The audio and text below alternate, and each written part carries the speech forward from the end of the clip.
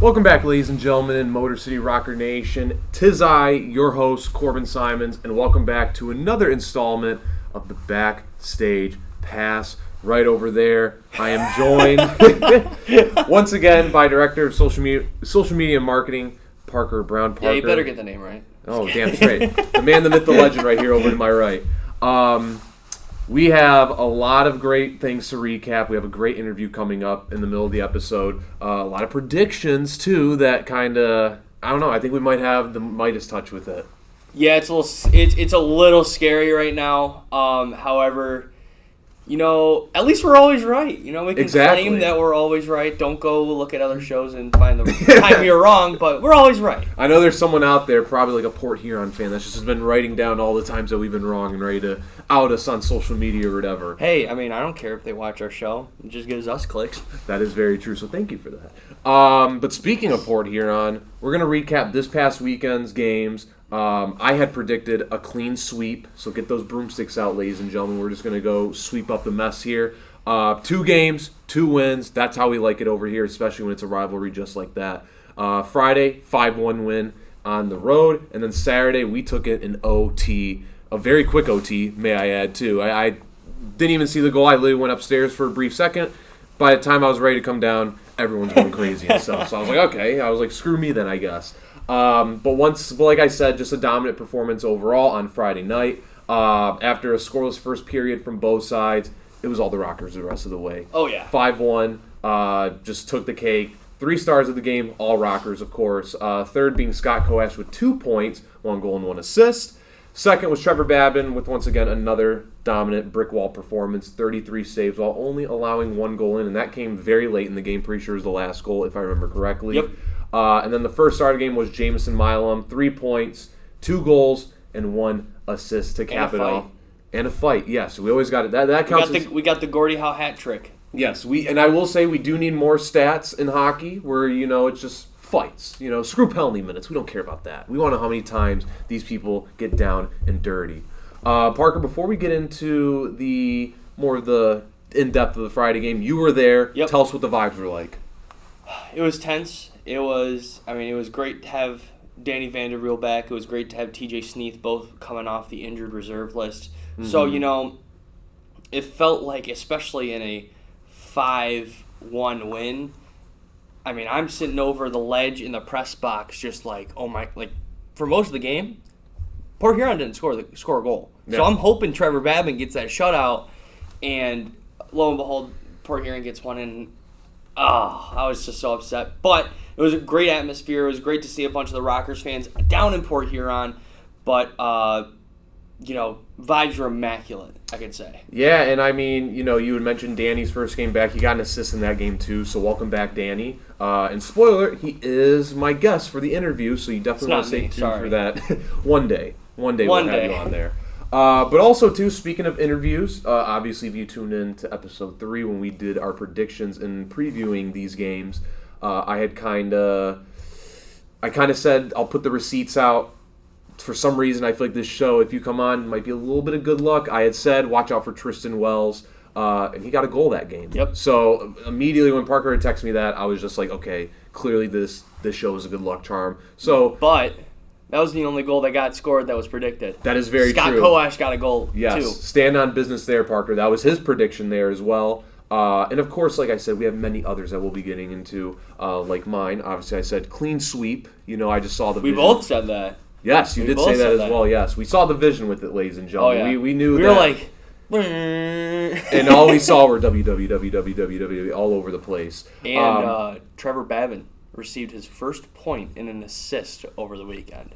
This season? Yes. In that game? Yes. It went at home, too.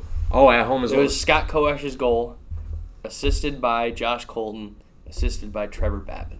And look at that. And when he was on the episode, I even asked him, I said, so when are you going to let it fly one day? Hey, an assist is something from a goalie. We'll always, Oh, yeah. Well, goalies will take that. But eventually, when the day does come where I'm talking about a Trevor Babin goal, that just might be the whole episode right there, ladies and gentlemen. We'll just talk about it for a solid 40 minutes. No interview, no nothing.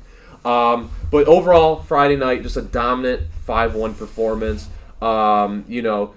Goals by Jamison Milam, Scott Koash, as Parker had mentioned, Josh Colton, and Tristan Wells, as I had predicted. An assist from Jamison Milam again, Scott Koash, Mike Wynn, Danny Vanderwiel, Pavel Svintsov, George Holt, TJ Delaney, and Ryan Rotundi finishing it off there. Might as well say, and I mean, you're going to get it in a rivalry game, very chippy. 20 penalties combined between the two teams. A lot of those roughing, a lot of those fighting. But hey, like I said, that's what you're going to get when it's two teams that kind of have a little bit of a dislike for each other. And it tastes even better with a win on top of it all. Speaking of another win, let's look forward to the next day on Saturday, which was here at Big Boy Arena. Make sure to get your tickets for any home games coming up. 4-3 OT win. Like I said, I have it right there. 35 seconds into OT. If you blinked, you missed it. I hate to tell you. For a minute, I'm not gonna lie, Parker. I mean, we both kind of felt the same way. A little worried at first. Port Huron got down to a straight 2-0 lead in the first period. And heading into it, what do you think the Rockers did to flip the switch? I think they went in the locker room and were like, we're not losing to Port Huron. We're not going to come home and lose to Port Huron again. Mm-hmm. So we've seen how we are against Port Huron. I think, like I said, it's one of those rivalries that are great in the state of Michigan. It's great for the state of Michigan. 100%. So I think they just went in the locker room and said, it's time to go. It is, and obviously, previewing it last week, I had mentioned a bad statistic that we hadn't beaten them since New Year's Eve of, obviously, 2023. We are in 2024 if you live under a rock. But thankfully, that's not the case right now. It seems like this is going to be becoming a new little win streak against Port Huron. Even though, regardless, we do have a winning record against them throughout the season. But, of course, we want all the wins, all right? Yeah. We want all the wins against any team, but especially Port Huron. But yeah, first period, as I had said, it was owned by the Prowlers. Second period was owned by the Rockers, and they split it in the third period, and basically it all came down. And TJ Delaney, he said, I got it, guys. We're going to go home quickly, all right? He goes, if you didn't expect the OT game, if you got, kids to pick up or whatever, I got you real quick. 35 seconds into it, he got the game-winning goal, and obviously it earned him the first star of the game. The only other star that we had in the game was TJ Sneath with 2 points, 2 assists. But goals also scored, like I said, by TJ Delaney, Mike Wynn, Jonathan Giuliano, who, that was a prediction I did get wrong. I said probably another 2-point performance in any of the games. But the 1-point game. He did. So any points are good. Don't get it twisted. He did have a goal, though, didn't he? He did, yes, in that game. Yeah.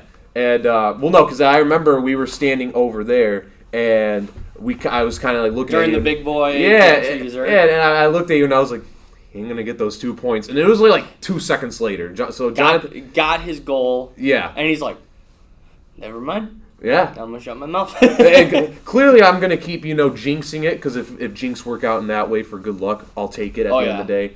And then, obviously, another goal in that game scored by Scott Koash. So, nice little 2-goal weekend for you there, Scott. Congrats to you. Assist by Josh Colton, though. He had 3. Look at that. 3. 1, 2, 3. There we go. My hands kind of twitched there. TJ Sneath, Danny Vanderwiel, once again, welcome back. He's, showing out all over the place. And Devon Fields as well with another assist. Trevor Babin with a meaty 34 saves. And all around, just a great win in a great rivalry. You need weekends like this, especially in a big playoff push right now. Even though our stances in the... Our stance in the standings is looking pretty good with a record of 17, 12, 4, 4, and 1. Still second in the Empire. Binghamton is kind of, I'm pretty sure we're only like about 15 points behind, but Binghamton still has 2 games to play ahead of us. They're only at 36, so obviously they can spread out that margin. But nonetheless. Plus, we play them one more time this year. We do, and obviously that'll be a must-win is an understatement at the end of the day. Yeah, it is a must-win if we want it. But, of course, you got to hope many other things happen to kind of get closer to the first spot. But nonetheless, second in the Empire. Just fourth in the league. Yeah, we're holding, as I like to say, the feet are in the sand. You cannot move us. You can push us all around, but those legs are just going to stay sturdy right there as all the sand is up there or whatever.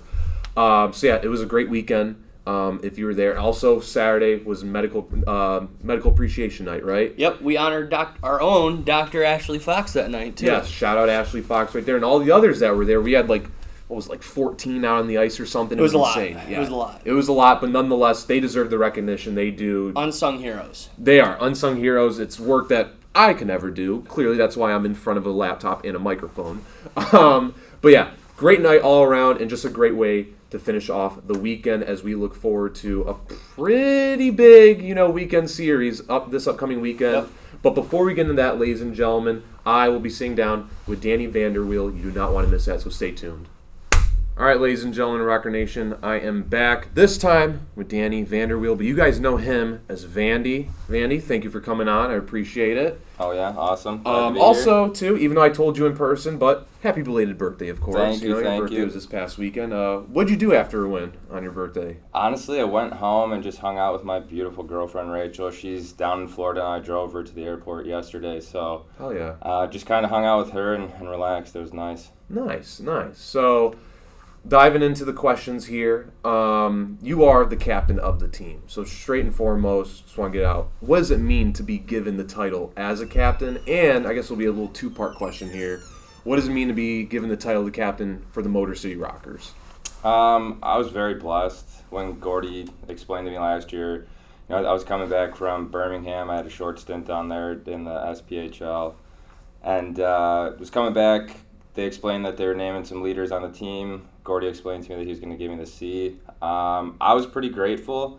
Also, a little bit shocked as I was kind of a newer guy on the team. But I've been in that position before, not in the captain position, but I've been an assistant captain multiple times in my life. For 2 years in junior, I was an assistant captain. And it's always just kind of been me being myself that's kind of gotten me there. It hasn't really been, kind of trying too hard or really like seeking that out. It was more so something that was given to me. So very grateful for Gordy and Nick Field and the organization kind of putting on my chest. And to pop to the second part, what does it mean to be captain of the Rockers? I love it here, honestly. I think it's a great idea. I love the color scheme. I got a lot of friends that always say they love our jerseys, love the mock-up. I love the Rockers the whole theme. So to me, it's pretty cool. It's pretty neat. Now, you said that was your first time ever receiving the C patch, right? Correct. Ever in your whole hockey career? Correct. What was that always something kind of on your bucket list, or just more so just if it happens, it were to happen? Definitely something that if it were to happen, it were to happen. Not something that was sought out by me, but always, I definitely, as the boys know, I'm a vocal guy, so if I got something to say, I'm going to say it. But also, it's kind of one of those things, I think my actions more so than anything have kind of put me in that spot. Okay. Just kind of day-to-day consistency and effort. Okay, and what advice would you give to the younger audience out there that plays hockey or whatnot, to kind of, if they're pursuing, I want to be a captain or whatever, what would you say to them to do? Biggest thing is be yourself, and for sure be the hardest working one. But it's really kind of one of those, you need to just be yourself. I think leadership kind of comes from within. And I think some people, when they kind of go after the C patch or an assistant captain or any sort of position of leadership with the wrong intention, it's not going to go very well for them. So the biggest thing I would say is be yourself. Always be on time early. If you have something to say it, but deliver it in a way that is constructive, in a way that you would want someone that's in a leadership role to deliver it to you. And that's something, honestly, I can wear that I've learned throughout this year and last year, is that whole process of delivery, conversation, constructive criticism. Yeah. It was exactly just continue doing me. Yeah, it was, it's always kind of, I think there's an article about me back when I played juniors. There was kind of that same mentality of whether I have a letter on my jersey or I don't, I'm going to be the same person. It's just kind of, we're all going to die one day, right? So if we got to do it, we got to live it, and we got to be about it. No, yeah, love that motto right there. So originally you had started your FPHL career with Binghamton. Yep. And then obviously you had mentioned you had to sit in the SPHL, correct? Correct. Before coming here. How was it transition? Obviously you had mentioned, kind of coming to a new team, getting that captain honors. In general, though, how was it transitioning to a new team, and just as a whole in terms of that? So I knew Dante Suffredini coming here, so I already knew one of the guys coming here. And the hockey world's pretty small, so it always seems like either someone that you're playing with knows one of your buddies somewhere else or something like that. But this group, for the most part, like the core guys that have been here, it's just a very welcoming group. I mean, it's a nice group. It's everyone kind of, just kind of have a good time, work hard for the most part. But it was extremely easy, honestly, I would say, transitioning here. I think a lot of it has to do with Gordy's a solid coach. He's a very understanding guy.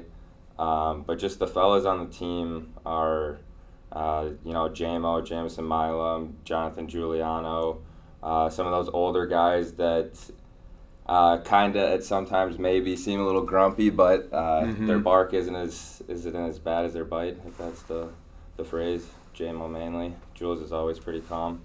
But it's been really easy transitioning in this group, yeah.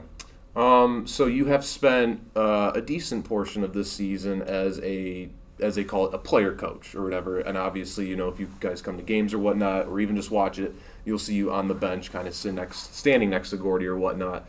What has being a player coach taught you about hockey? Do you see it in a different light, or is it just kind of same old, same old? I would say when I'm playing, there's really not too much of the coaching aspect going on, unless, like the one road trip last year where we didn't have a coach, then that was definitely an interesting experience. But this short stint that I've had away while being injured and being able to be behind the bench, that has definitely brought a new perspective to the game for me. Because you're just the intensity is still there. You're still in the game, but being behind the bench, kind of watching things, seeing things from a different angle, seeing how the boys interact with each other. Because when I'm playing, I'm more so kind of in the game versus standing from behind. So, player coach, I wouldn't say I'm more of a player when I'm playing, but being behind the bench, I've definitely learned a lot about the game, a lot about patience, a lot about, again, the delivery and communication.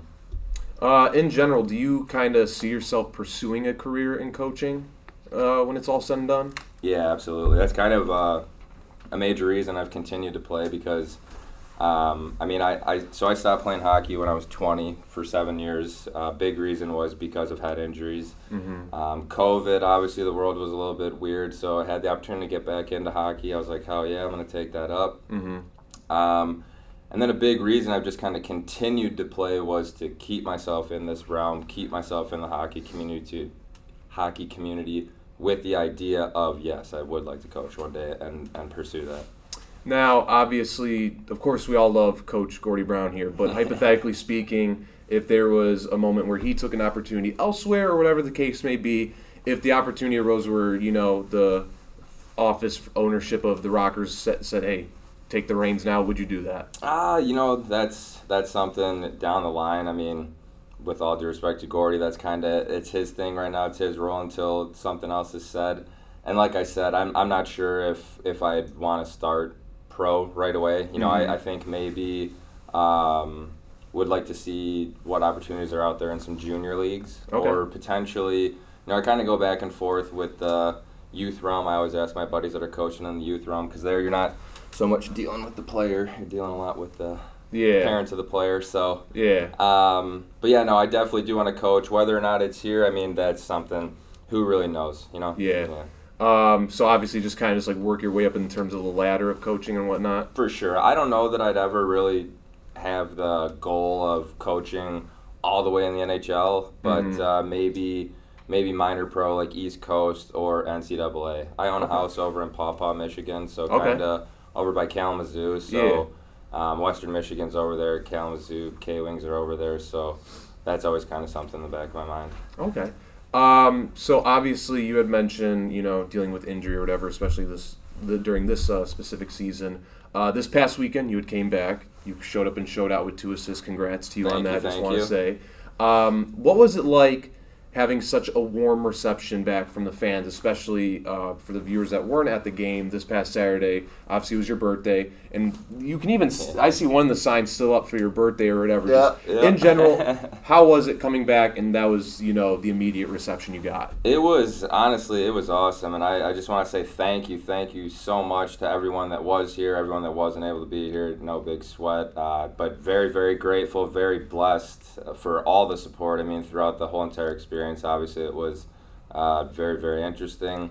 I'm very, very grateful to be back. My parents and girlfriend might not be so grateful I'm back, but I am very grateful for all the support and stoked to be back. Yeah. Yeah. No, I was before I'd found out that, because obviously I knew that you were coming back this past weekend for the games, and I saw a bunch of people putting the signs up or whatever. I was like, what's going on? It felt like a senior night or whatever in general, but obviously it was all for your birthday or whatnot. And like I said, you showed up, showed out. Thank you. So a couple more questions before we get into the fun get to know questions. Yeah. What is your favorite aspect about being a Motor City Rocker? Favorite aspect about being a Motor City Rocker? Well, that's a good one. I'd have to say just this group of guys. I mean, the guys that we have here is, it's lights out. It's ELE. It's rare. It's not common. You got 18, 20 guys showing up every day, smiles on their face, happy, joking around with each other. I'd say the fellas in the room are my favorite aspect.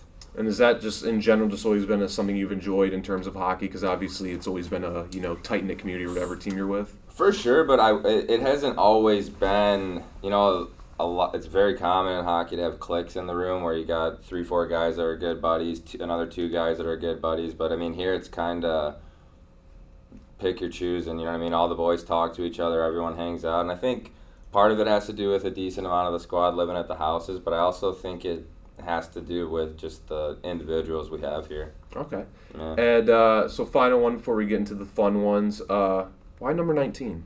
My mom was born on July 19th, so okay. When I was coming here, that was one of the jerseys that they already had available, and I wore 98 growing up, crazy. Funny story, when I was a kid, my mom asked me why I wanted to be 98, and I said because 99 was taken. Just a typical little hockey player answer. I wore 18 in junior. I wore 7 when I was in Binghamton, and then, like I said, 19. I just kind of figured it was one made up. It seemed like a solid number, and my mom was born on July 19th. That was the main reason. Nice. I don't think I've asked obviously every person on the show so far, and even just in general, me playing sports, I've always been curious of why people pick certain numbers. Yeah. You're probably one of the first, to do it in honor of your mom. So I love that. Unreal. Absolutely love that. Yeah, love you, Mom. So now we're going to get into the fun, get to know questions. Obviously, I always start off with kind of something about the hometown there. Like to take it back there. Your hometown is Island Lake, Illinois. Oh, yeah. It is about an hour and 15 minutes away from Chicago. Yep. Did you ever venture a lot downtown to the city? Decent amount. Sometimes, yeah. I mean, it was a big thing for friends to take the train downtown, go to North Ave Beach. Mm-hmm. I was busy so much with hockey a lot that I didn't make all those trips, but the few that I did make down were a couple Stanley Cup parades. Go Blackhawks. Oh, really? Baby. Nice. Yeah, fortunate to 3 and 6 years mm-hmm. for those fellas. That was a big thing. Now, obviously, in my lifetime, there's only been a couple parades in the city of Detroit with sports teams. I was a little too young to obviously go to them. So what is it? Just give the audience, what is it like to go to a parade like that, especially during a dynasty run like that it the was. Had? I mean, it's unreal. It's just kind of it was pretty surreal because you can't believe how many people and the streets are blocked off and it's just it's chaos. But it's an insane, really cool atmosphere to be at because you can just see it's just the streets filled with insane, positive, happy energy. So it's definitely a pretty cool place to be. Yeah. Hell yeah! Of course, we've obviously we all thought the Lions are we're close. A little close to that, just a tad bit close. Better luck next year with that. So what's your favorite thing to do in Chicago whenever you're there? Honestly, I don't spend too much time in Chicago itself, but my favorite thing to do in Illinois by far, when I'm back home in Illinois, would be going to forest preserves or just hanging out with friends back home. But I kind of grew up in a small, dainty town where everyone kind of knows each other, sort of thing. Mm-hmm. Cities wasn't my big thing, so I would say, yeah, down in Chicago, I'm not doing a whole lot, but love just hanging out and golfing back home. And honestly, yeah, I haven't been back home in a while now that I think about it. Speaking of Chicago, and I asked, I'm pretty sure who? Scotty, yeah, that's who it was, yeah, because obviously he's about 40 minutes or so out from Chicago. Are you a fan of Chicago-style pizza? Because I will admit, I'm a hater. I'm not a fan of it, so obviously I do love a good deep dish pizza, yeah. Okay. Yeah, now, I do. No. It has to be, I like the sausage wheel, though, so I like it with cheese, the big sausage wheel, and the sauce on top. Now, speaking of, obviously here we have Detroit-style deep dish or whatever. Yep. So I'm assuming, obviously, Also great. I'm assuming in comparison to two, you'll take the Chicago style, right? It really all depends because the Chicago style is like a knife and fork kind of pizza. The deep dish here you can still eat with your. So it's really kind of one of those. If I got nothing to do, I want Chicago style pizza. But I mean, maybe I can get away with a piece or two of the Detroit deep dish and still carry on with my day. But after the Chicago deep dish, it's kind of a putting me out kind of thing. Yeah. Now, obviously, maybe it just might have been my experiences with it, so I'm going to ask you for some advice here. The times that I've eaten Chicago-style pizza, which I will admit was only once, but I feel like it got cold quick. So is it something you kind of have to attack because obviously it's so thick, or like what's your advice to people? I would say depending on where you got it from, it's definitely something you want to eat quick. But as far as getting cold quick, I don't know that I guess I kind of see where you're coming at because if it does sit there for a few, yeah, it does. It is something that, you kind of want to eat fresh out of the oven. I get what you're saying. Yeah, because I kind of, in the moment when I had it, I forget which restaurant I was at. Although it's not bad. It's not bad when it's, do you remember where you had it from? It's like one of the most like generic places, I'm pretty sure, downtown. It starts with a G. A G, man, I feel like I should know that. It's like Giordano's or something. Yeah, Giordano. No. Is it Giordano's? I think you're correct on that. Potentially, yeah. Yeah, I think because obviously they have like a big like kind of restaurant. Yeah, type but thing I was downtown. gonna say because I can't even. See, I feel like Giordano's. I don't know. My family might they might beg to differ. Usually, I can't remember which one that we usually get that's solid. That's got the sausage roll. Because I don't know if Giordano's does. Yeah, because when we got it, we just got typical, just kind of. Yeah, but cheese. I wouldn't say that I'll take the Chicago style over the Detroit style because I honestly, Rachie, she doesn't like the deep dish, but I do like the square deep dish. Oh yeah. Over where I played juniors, at USA Arena, they have CJ's Brewing Company, and their deep dish pizza's off the charts. The Detroit style. Yeah. Interesting. I'll definitely have to remember that if I ever get the chance to eat there or whatnot. Yeah. So obviously, just in terms of food, of course, we've had some trivia time during TV timeouts or whatever at the games, where it's which player's favorite food is that. So in general, what's your favorite food or meal? Boy, that's a tough one because I have such weird eating habits these days. When I was younger, I would definitely say favorite meal all the time is just chicken parmesan. I love chicken parmesan. Yeah. Okay. Solid. But I'm a big just kind of meat and potatoes kind of guy. I like ground beef, potatoes, veggies. Big veggie breakfast burrito guy with a little bit of salsa. Okay. Yeah. Hell yeah. Yeah. My dad would like that answer. Yeah.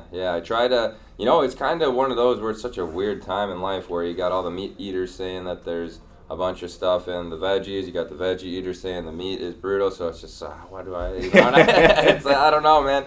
So I try to eat what makes me feel good, which generally is eating less, but trying to eat some pasta when playing games. On game day, I love just plain pasta, I've learned. I live with Giuliano. That's his pregame show, and I've learned that plain pasta is unreal. So in general, what would you say is your favorite hockey moment that you've experienced within yourself? Wow. Favorite hockey moment that I've experienced myself, as far as like achievement or just like when I think back on hockey in my whole lifetime, like just moment in hockey. It can be any. I'd definitely say pond hockey growing up as a kid, especially with my cousin back home. My uncle would freeze his driveway, and I had another buddy, Dan Coleman. He lived on a lake, and man, we would shred up that pond. And I would say that just that free flowy, just having fun, just simply doing it for the love and fun of the game. That's that's like when I think about hockey, my favorite parts growing up for sure. Hell yeah. And final question, and we'll get you out of here. Once again, thank you for coming on. Thank you for being such a great interviewee or just guest in general. One thing that I've noticed in my short time being around the team, and anytime I've seen you, whether it be in hallways, locker room, or whatnot, you always have a smile on your face, a contagious one in that. So in general, what keeps you happy? Like, what is your motto that kind of resonates, just a full beam of sunshine? Man, it's gratitude. I mean, gratitude is so important, being grateful, just being alive. But I just I love hockey. I love the opportunity that I have here and the role that I have here and the purpose that I have here. So that really kind of just makes it easy. You know, it's crazy. It's not often that everyone has the ability to go to sleep legitimately, like can't wait to wake up in the morning to get here, and that's what I have with this is, I mean, I'm going to bed and I cannot wait to get up and come here. So that's kind of the biggest thing. But also the people here, it's pretty easy to come up here with a smile on my face. Yeah. I absolutely love to hear that, man. Yeah, I absolutely awesome. love to hear Thank that. you guys so much. Yes, Thank you so much for having me. Thank you, and stay tuned, and Parker and I will be previewing this upcoming weekend's game, so you don't want to miss that. So that was the interview, ladies and gentlemen, with Vandy. Once again, thank you for being such a great guest and interviewee, and once again, he will always be on the show and always invited. And who knows who we'll have next week, of course. But now it is time for previewing. We're going to preview a very, very, very important 3-game series at home at Big Boy Arena, right behind me. Come on down, and right behind Parker as well. You can get another great view behind him. Motor City Rockers versus the Columbus River Dragons. And if you are not up to date on the state of the FPHL, the River Dragons, let me just list off some stats here, ladies and gentlemen. So first off, they're the best team in the league. We'll start with that. They are currently on a 15-game win streak. They are currently with the record of 27, 3, 2, 2, and 1. They lead the FPHL in wins at 27, like I just said. Points, 89. Goals for, 183. Goals allowed, so they've let up the least amount, with 93. Point differential, plus 90. Insane. And in penalty minutes, 589, which is the least amount.